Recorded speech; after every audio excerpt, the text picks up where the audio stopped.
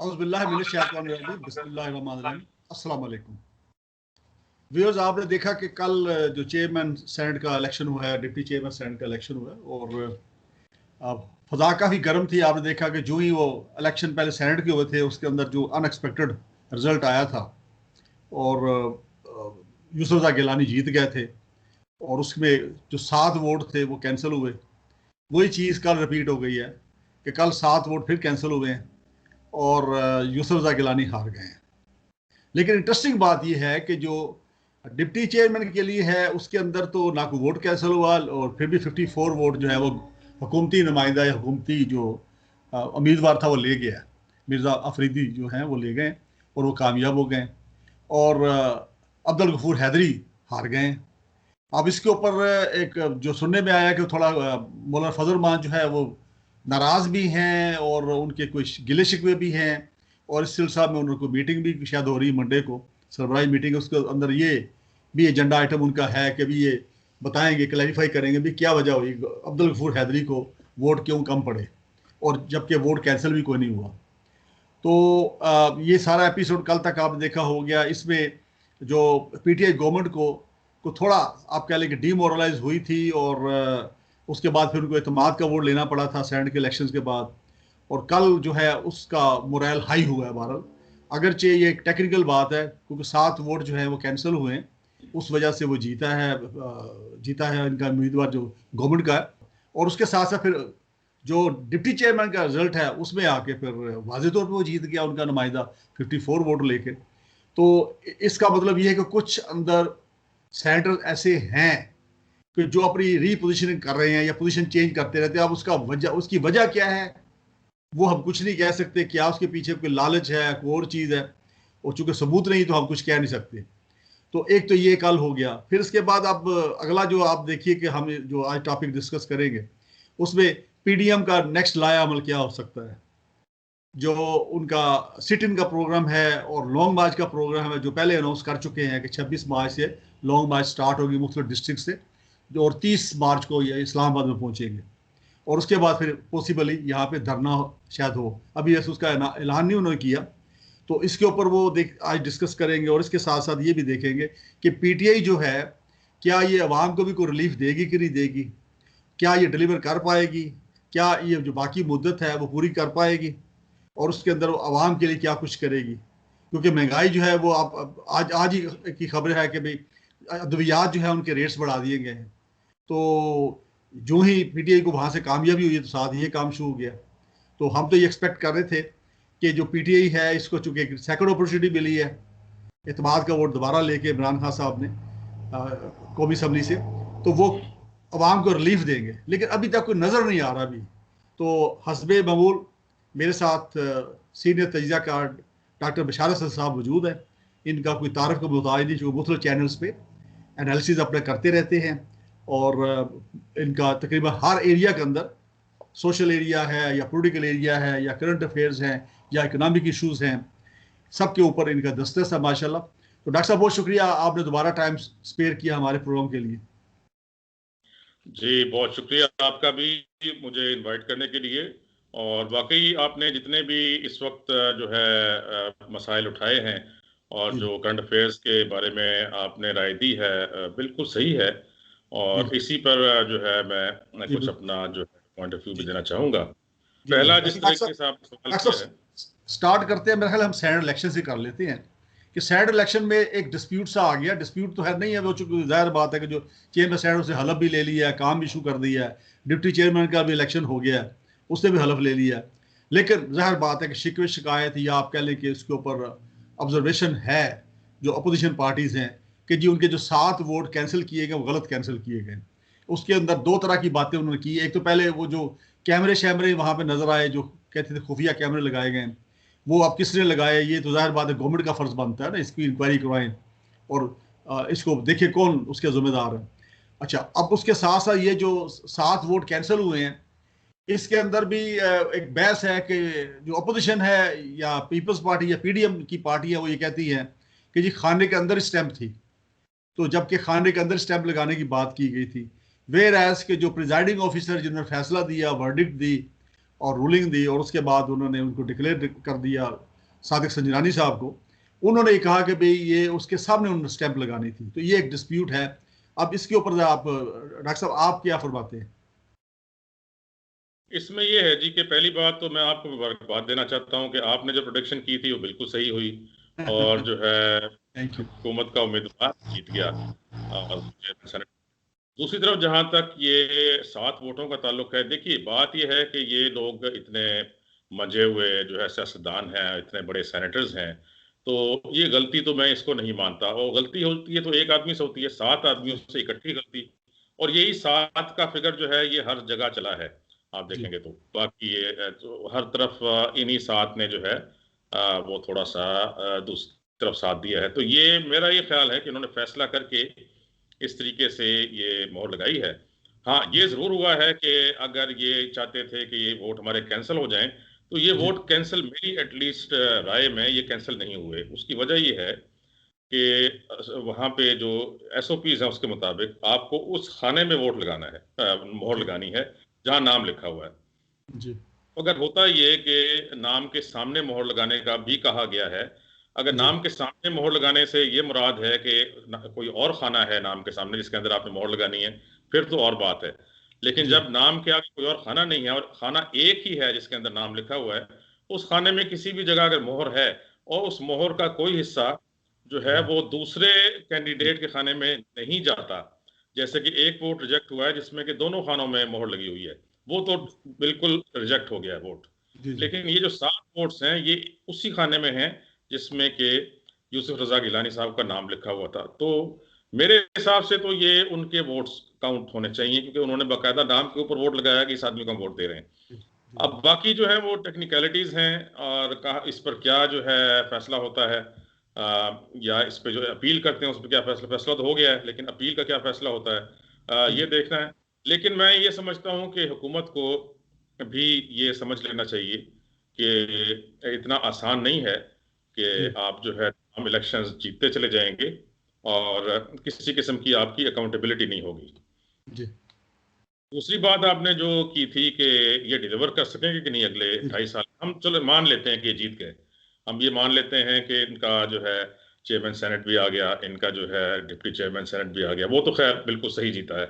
उसके तो वोटों का इतना फर्क है, 54 वोट उसने लिए हैं, तो जी वो तो बिल्कुल सही जीता है। तो अब हम मान लेते हैं कि ये जीत गए, लेकिन जीतने के बाद अब इनको डिलीवर करना पड़ेगा। देखें पिछले 2.5 साल में इन्होंने बिल्कुल डिलीवर नहीं किया एज पर देयर मैनिफेस्टो। बड़ा जी आसान काम है खान साहब के लिए। पीछे देखें कि 2.5 साल में हमने क्या वादे किए थे, इलेक्शन जी कैंपेन में क्या हमारा मैनिफेस्टो था, और उसके जी ऊपर जो है हमने क्या डिलीवर किया। और अगर वो कुछ डिलीवर नहीं कर सके हैं, कुछ जैसे कुछ लोगों की राय है, तो इस अगले 2.5 साल में वो पहले दिन से कोशिश करें कि जो अवाम को रिलीफ दें। जो उन्होंने कहा था कि हम रिफॉर्म्स लाएंगे, पुलिस में रिफॉर्म्स लाएंगे, हम एजुकेशन सिस्टम में रिफॉर्म्स लाएंगे, हम जी हेल्थ में रिफॉर्म्स, हम जो है ब्यूरोक्रेसी में रिफॉर्म्स लाएंगे, जो जो रिफॉर्म्स हैं आप वो लाएं। अगर आपके पास इतनी सलाहियत नहीं है, आपके पास ऐसे लोग नहीं है, ऐसी टीम नहीं है, आप टीम हायर करें। बिल्कुल ठीक। आपको बाहर जो बैठे हुए लोग हैं, जो ओवरसीज पाकिस्तानीज हैं, टेक्नोक्रेट्स है, उसमें बहुत टेक्नोक्रेट्स अवेलेबल है, स्पेशलिस्ट। टेक्नोक्रेट्स मौजूद हैं पाकिस्तान में। और अगर आप समझते हैं कि नहीं है तो आप बाहर से लें ओवरसीज पाकिस्तानीज आपकी नहीं डॉक्टर साहब, खिदमत मैं के लिए। इसमें मैं मुदाखलत कर रहा हूँ थोड़ा, आई एम सॉरी। आपको याद है कि पहले जब 2018 में इलेक्शन हो रहे थे, अभी इलेक्शन होने थे, तो एक बड़ा ये बात निकल रही थी कि जी पूरे जो एक्सपर्ट्स हैं बाहर से, वो जो बिल्कुल तैयार बैठे, काम शुरू कर भी दिया है, और बस जो ही ये जीतेंगे तो पाकिस्तान में आ जाएंगे और उसके बाद वो काम संभाल लेंगे सारा। वो किधर गए एक्सपर्ट्स? देखें जी, वो 200 एक्सपर्ट्स थे। 200 क्या है, मैं कहता हूं कि हजारों मौजूद हैं जो कि मुल्क की खिदमत करना चाहते हैं, मुल्क को जी तरक्की देना चाहते हैं। लेकिन जो लोग पावर में एक दफा आ जाते हैं, वो नहीं चाहते कि कोई और जी आए उस पावर को शेयर करे, जी और फिर वो अपने आप को अकल समझते हैं। एक जिस आदमी का देखें, जो ये नारा लगा के आता है कि right man at the right job होना चाहिए, जी जी उसके बाद कोई किसी भी जॉब पे वो राइट मैन नहीं लगाता।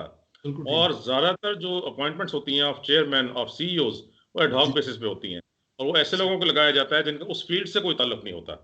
जी तो जी फिर नतीजा इंतहाई भयानक आता है जैसे आ रहा है। जी और जब आप इस तरह के एक्शंस लेते हैं कि आपने, मैं आपको एक मिसाल देता हूं कि पंजाब में काफी सारी बनाई गई थी वेस्ट मैनेजमेंट कंपनीज। मैं सिर्फ 5 की मिसाल देता हूं।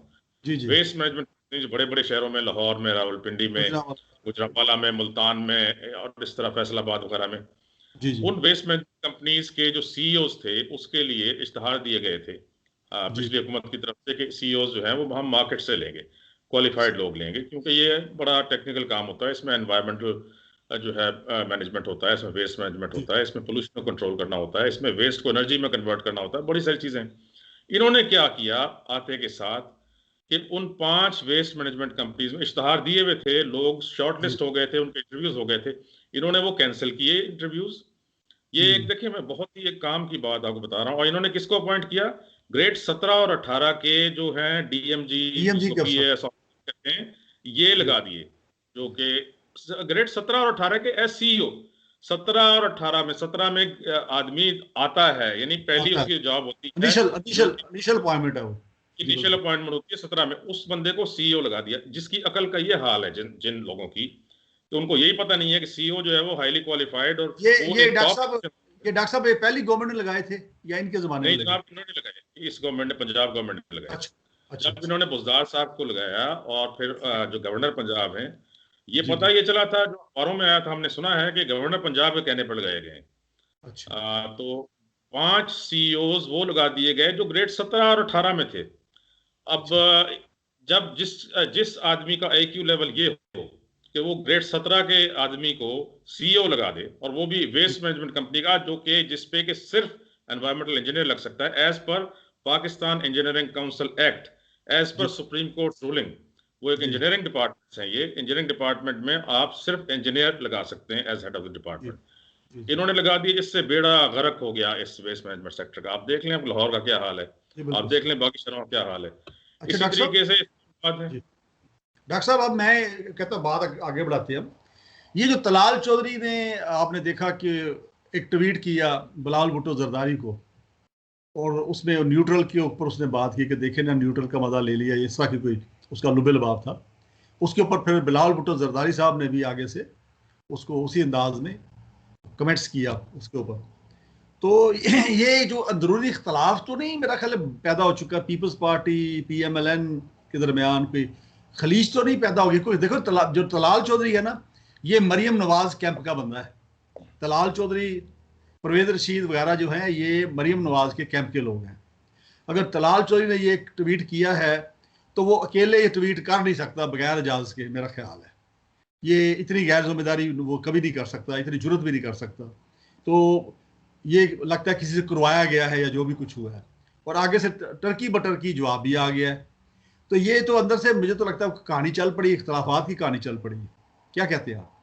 इसमें जी हुकूमत के जो नुमाइंदे हैं वो भी यही कह रहे हैं कि उधर हमजा साहब जब रिहा हुए हैं जी जेल जी से जमानत पर, तो उनका भी एक अलग कैंप है। और ये एक जो इतने लोग इनसे अलग नजर आ रहे हैं इस वक्त सेनेट के जी इलेक्शन में, जिन्होंने वोट नहीं दिया इनके कैंडिडेट्स को, वो जरूर जो है इनमें आपस में कोई रिफ्ट है। जी और ये PMLN के लोग हैं, ये साथ भी और इसके अलावा भी। अब इसमें कितना सच है ये तो हम नहीं कह सकते, सबूत कोई नहीं है, जी लेकिन ये जरूर कोई ना कोई खिचड़ी अंदर अंदर पक रही है। बात यह है कि अगर इन्होंने कुछ हासिल करना है तो इनको इत्तेहाद रखना पड़ेगा, वरना जी तो वैसे ही लोगों ने देखा हुआ है कि इन्होंने पिछले 40 साल में मुल्क की क्या हालत की है।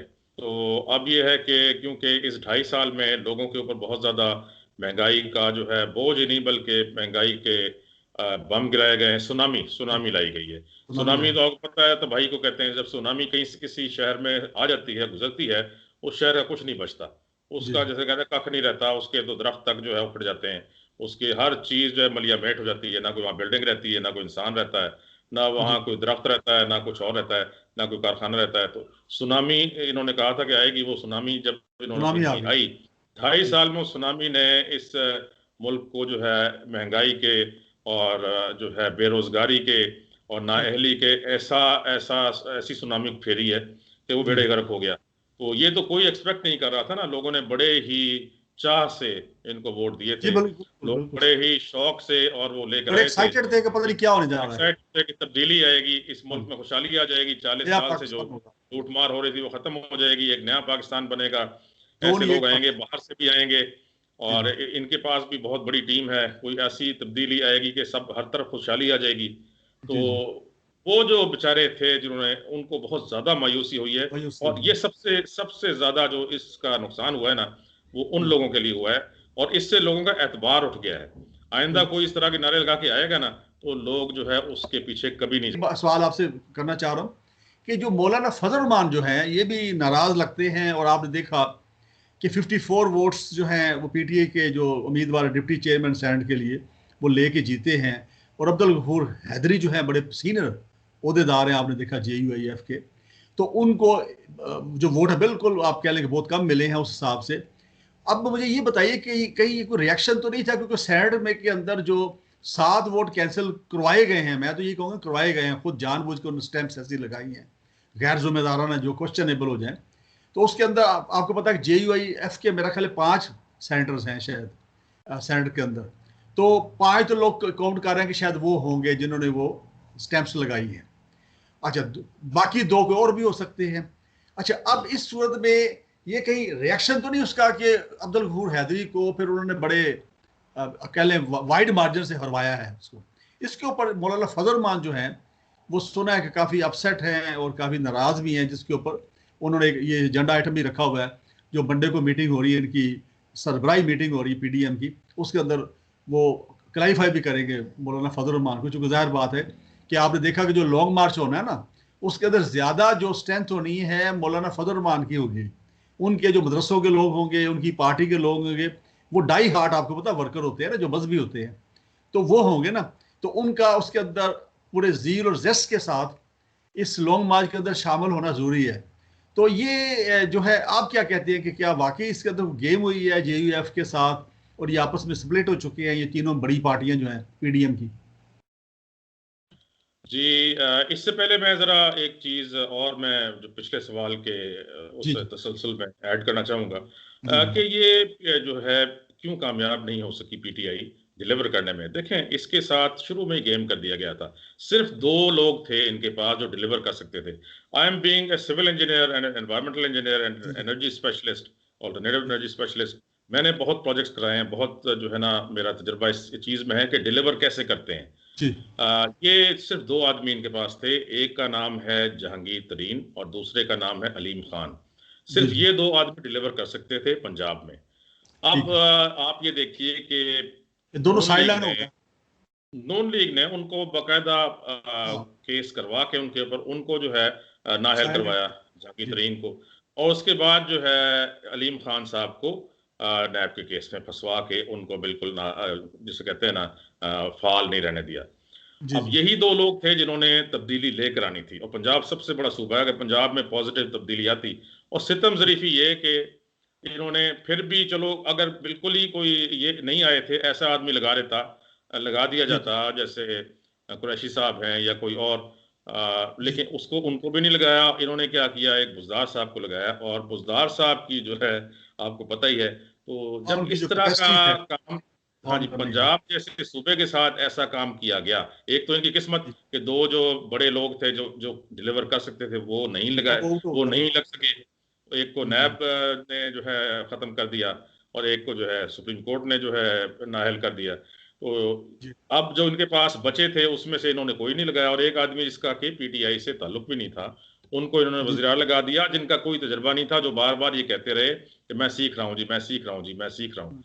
तो जब आप इस तरह की एक सबसे बड़े सूबे के अंदर आप ये हरकत करेंगे, मैं इसको हरकत का नाम देता हूँ, और जी फिर आप एक्सपेक्ट ये करेंगे कि आप अगले इलेक्शंस भी जीतेंगे, और आप जो है हर तरह की पॉजिटिव मुल्क में तब्दीली भी आ जाएगी, और सब लोग आपके साथ भी रहेंगे, और फिर आप एक महंगाई की सुनामी लेके आते हैं। खैर, जी। ये सारी अच्छा, चीजें मैंने ये इतना अब जरूरी उस सवाल समझा। की अब मैं तरफ आ आपके जाए। दूसरे सवाल पर आता हूँ जी जी जी डॉक्टर साहब। कि आपने किया कि PDM जो है जी जी। वो व्हाट इज अब नेक्स्ट, उसका व्हाट इज नेक्स्ट? अमल क्या होगा। ये है जी कि ये अपने आप पहले तो ये देखेंगे कि इसकी क्या वजह हुई कि इनके दोनों उम्मीदवार जो है वो नहीं जीत सके। इसके ऊपर ये ज़रूर जो है अपील में जहां भी जा सके ये जाएंगे। वैसे तो ये है कि अदालतें नहीं लेते इस तरह के केस, लेकिन नहीं, वो मैं आर्टिकल समझता हूँ मैं थोड़ी इसमें वजाहत कर देता हूँ कि आर्टिकल जो 69 है ना, वो बार करता है कि कोई भी जो पार्लियामेंट की जो प्रोसीडिंग है उसको कोई भी क्वेश्चन नहीं कर सकेगा। तो आमतौर पर कोर्ट्स जो हैं इसमें इंटरफियर नहीं करते। उसकी वजह कि फिर जो पार्लियामेंट की सुप्रीमेसी है उसको डेंट पड़ता है। तो अगरचे आप देखें कि पहले आपने एक एक एक मैं बीइंग कॉन्स्टिट्यूशनल लॉयर, एक मेरे जेहन में आ रहा था, इसका एक उज़र आ रहा था कि जिसमें कोर्ट्स जो है इंटरफियर कर सकेंगी। उसकी वजह आपने देखा होगा कई एक्ट ऐसे आए हैं जो पार्लियामेंट ने पास किए, ऐसे एक्ट 2-3 आए हैं जिसमें एक इसका कंटेम्प्ट ऑफ कोर्ट का एक बनाया था, नया एक्ट आया था, तो उसके ऊपर सुप्रीम कोर्ट ने इंटरफियर किया और उसको स्ट्राइक डाउन किया। इसी तरह जजेस की अपॉइंटमेंट के ऊपर भी एक जो मामला था उसको भी सुप्रीम कोर्ट ने स्ट्राइक डाउन किया था। है कि वो देखती है कि कोई चीज़ कानून के मुताबिक हुई है कि नहीं हुई, नंबर 1। नंबर 2 ये है कि अगर कानून मौजूद नहीं है तो क्या वो जुडिशियसली हुआ है कि नहीं हुआ वो मामला जुडिशियसली।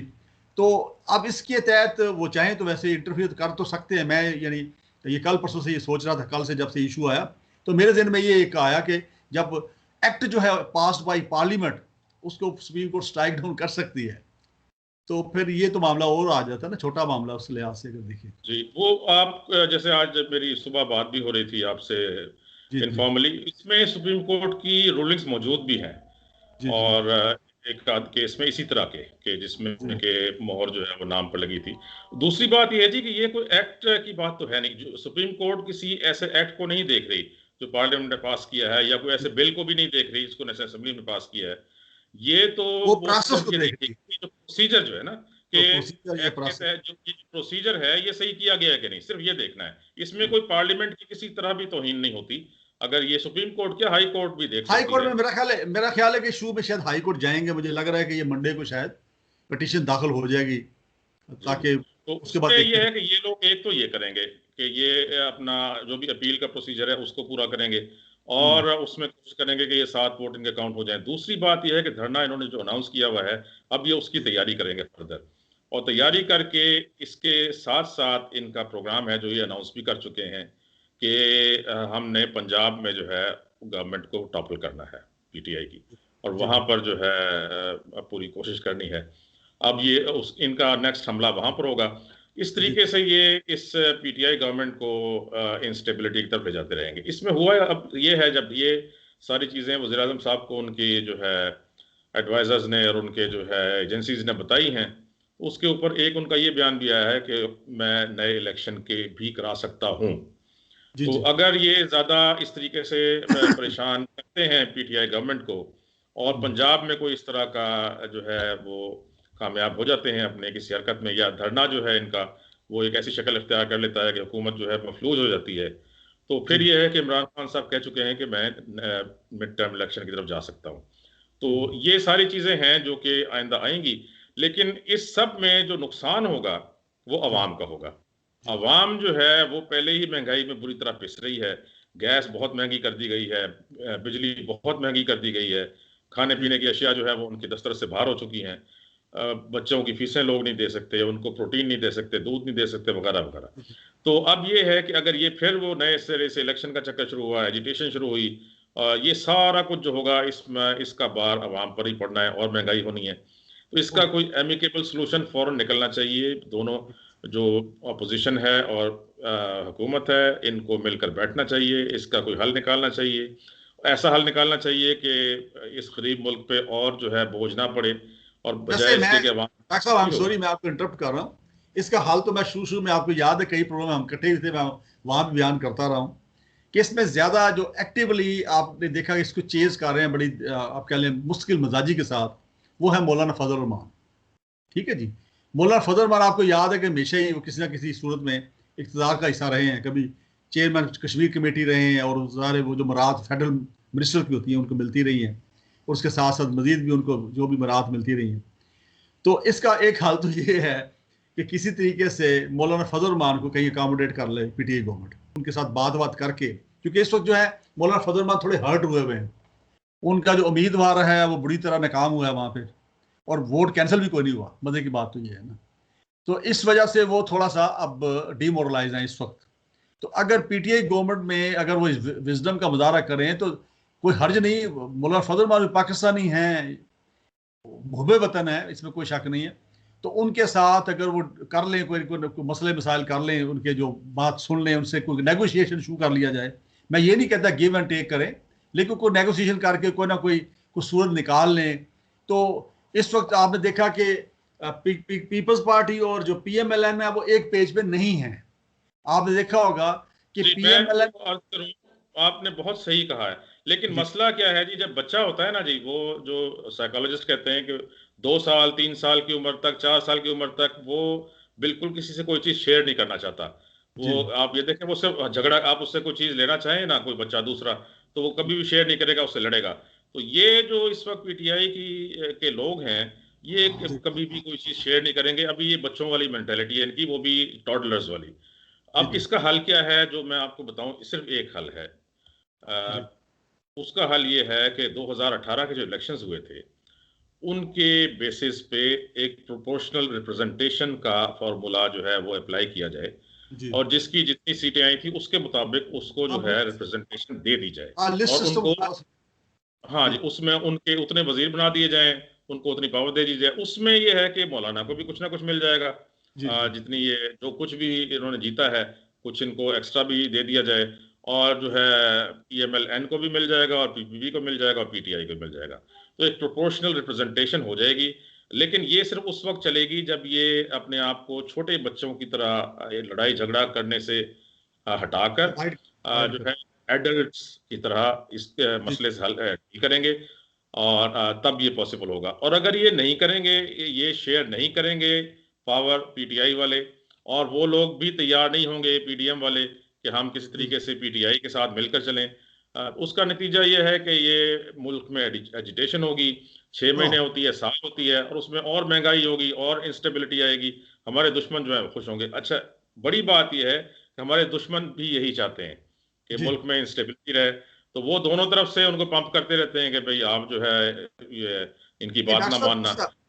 आपकी बात दुरुस्त है कि देखिए अगर सिट इन हो जाए, धरना हो जाए इधर इस्लामाबाद में कैपिटल में, और प्रोलॉन्ग कर जाए वो, तो आपका तमाम सिस्टम जो होगा वो तो बिल्कुल स्टैंड स्टिल पे आ जाएगा ना। पैरालाइज सारे हो काम जाएगा, रुक जाएंगे। ऐसे ही। फिर डॉक्टर साहब, आप जो है आपका एनालिसिस जो है वो आपने मुख्तलिफ एरिया में दे दिया है, और आप ये समझते हैं कि जो अभी भी कोई गुंजाइश है कि गवर्नमेंट और पीडीएम के दरमियान कोई ऐसी नेगोशिएशन का सिलसिला शुरू हो जाए और टास्क शुरू हो जाए, और वो in the interest of nation कह ले, in the interest of state कह ले, वो मिल बैठ के मुख्तलिफ जो कॉन्स्टिट्यूशनल मैटर्स हैं, लीगल मैटर्स हैं, दूसरे मसाइल हैं, उसकी तरफ फोकस कर सके। क्या कहते हैं आप? इसमें ऐसा है जी कि जैसे मैंने अभी कहा था, ये छोटे बच्चों की तरह लड़ते हैं, बिल्कुल, जिनको अभी अकल आनी शुरू नहीं हुई होती, जी 3-4 साल के बच्चों की तरह। तो ये खुद तो कभी नहीं बैठेंगे। इसमें होगा ये कि एस्टेब्लिशमेंट को, आपको याद होगा कि एक जनरल साहब थे जिन्होंने अपनी छड़ी से जी। जो है ना मार के टेबल आमार के ऊपर, और रिजाइन ये किया। लाइन में करवाया था। तो अब हाँ एस्टेब्लिशमेंट को थोड़ा सा इन दोनों को बिठाना पड़ेगा कि जी भाई मुल्क मुतहम्मल नहीं हो सकता जी जी। इंस्टेबिलिटी का और इस नहीं, तरह लेकिन की लेकिन एजिटेशन। डॉक्टर साहब यहाँ पे आई एम सॉरी, मैं रोक रहा हूँ। वो जो स्टेटमेंट आपने सुन लिया मियां नवाज शरीफ का, ठीक है, जो लंदन से उन्होंने जारी किया, इमाम खुमैनी बन के उन्होंने वहां से एक स्टेटमेंट जारी कर दिया है, और वीडियो आई है उनकी ना, जिसके ऊपर उन्होंने सीधा सीधा इल्जाम लगा दिया आर्मी चीफ के ऊपर भी, और डीजी आईएसए के ऊपर भी, उनका जो नंबर 2 है आईएसए का, उसके ऊपर भी। तो ये भी तो आप देखें ना कि ज्यादती हो रही है। मेरा ख्याल है कि ये जान के, मुझे तो ये लग रहा है, मेरी गुजारिश सुनिए, कि एन उस मौके पे ये बयान देना कि जबकि सैंड के चेयरमैन का इलेक्शन हो रहा है, और वो कौन है, यूसुफ रजा गिलानी, जो पीपल्स पार्टी से बिलोंग करते हैं, और जिनके खिलाफ आपको याद होगा कि नवाज शरीफ साहब ने केस भी किया था सुप्रीम कोर्ट में, काला कोट पहन के गए थे, आपको याद होगा। तो ये मुझे तो लगता है कि एन मौके पे इस तरह का बयान देना जो था, वो जानबूझ के तो नहीं था कि भाई इनकी मुखालफत में सारी कुव्वतें आ जाएं और ये हार जाए। मुझे तो ये लग रहा है। देखें जी, ऐसा है कि आपको याद होगा जब पीएनए की तहरीक चल रही थी जी जी 1977 में, जी जनाब जुल्फकार अली भुट्टो साहब जो कि वज़ीर आज़म पाकिस्तान थे, इलेक्ट हुए थे, और इंतहाई हर दिल अजीज वज़ीर आज़म थे इस मुल्क के। जी जी और उनकी तरफ से जब ये उनके खिलाफ तहरीक चल रही थी पीएनए की, जिसमें कि सारे मौलवी हजरात थे और ये ऐसे लोग थे, जमात इस्लामी भी थी, जी जी। उस वक्त फैसला होने लगा था, हाँ आपस में इनका तकरीबन फैसला हो गया था। लेकिन ऑलमोस्ट। असगर खान साहब थे, जी और इस तरह के, तो ये इन लोगों को जो है ना थोड़ा ऊपर से कहीं से हुक्म आता है कि नहीं जी होने देना। जी जी तो ये कभी भी होने नहीं देंगे, क्योंकि जो जी हमारे मुल्क के दुश्मन जो हैं, मुल्क से बाहर जी जो हैं, जी जो जी ताकतें हैं, वो नहीं चाहते कि मुल्क में स्टेबिलिटी आए। वो तो चाहते हैं कि यहाँ पे इस्तेहकाम ना हो, इंस्टेबिलिटी हमेशा रहे। तो ये होगा, लेकिन जब फौज हमारी जो है एस्टेब्लिशमेंट इनको बिठाएगी साथ और ये कहेगी कि भाई तुम लोगों ने एमिकेबली इसको रिजॉल्व करना है, क्योंकि मुल्क मुतहम्मल नहीं हो सकता किसी एजिटेशन का, किसी और गड़बड़ का, इंस्टेबिलिटी का, और जबरदस्ती इनको बिठाएगी, क्योंकि ये छोटे बच्चों की तरह ये बिहेव करते हैं। इनका मेंटल लेवल, आईक्यू लेवल जी वैसा नहीं है कि ये जो है ना एक समझदार लोगों की तरह जो है जी वो जमहूरी तौर पर हुकूमत करें। तो वो उनको बिठाना पड़ेगा, और इनमें प्रोपोर्शनल रिप्रेजेंटेशन के तहत इनमें पावर शेयर करानी पड़ेगी, जी जी और तब जाकर ये सिर्फ हल है इस चीज का। जी जो मैं समझता हूँ, मैंने मेरा जो 35 साल का तजुर्बा है उसके मुताबिक जो मैंने देखा है, तो मेरे सामने यही हल आया है जो मैंने आपके सामने रख दिया। जी सर। अच्छा डॉक्टर बशार साहब, आपका बहुत बहुत शुक्रिया। आपने अपने कीमती वक्त से टाइम निकाला हमारे प्रोग्राम के लिए। नाज़रीन, आपने आज हमारी बात सुनी। मेरा ख्याल है हमने सारे एरिया जो हैं वो कवर कर लिए हैं, और इसमें जो फ्यूचर में जो होने वाला, रिसेंट फ्यूचर में, बल्कि इसी महीने के अंदर जो एक्सपेक्टेड एक्टिविटीज़ पीडीएम की तरफ से जो है ख़ास तौर पे, उसको भी हमने डिस्कस कर लिया। और ये जो सैंड का जो एपिसोड हुआ है, और अब चूंकि वो अब अपने कंक्लूजन को पहुंच गया है, कल चूंकि चेयरमैन डिप्टी चेयरमैन इलेक्ट हो गया, उन्होंने हलफ भी ले लिया और काम भी शुरू कर दिया। तो यहाँ तक कि हमने सारी बातें आपके साथ कर ली। नाज़रीन, हमें अपनी दुआ में याद रखिए। बहुत शुक्रिया। अस्सलाम वालेकुम।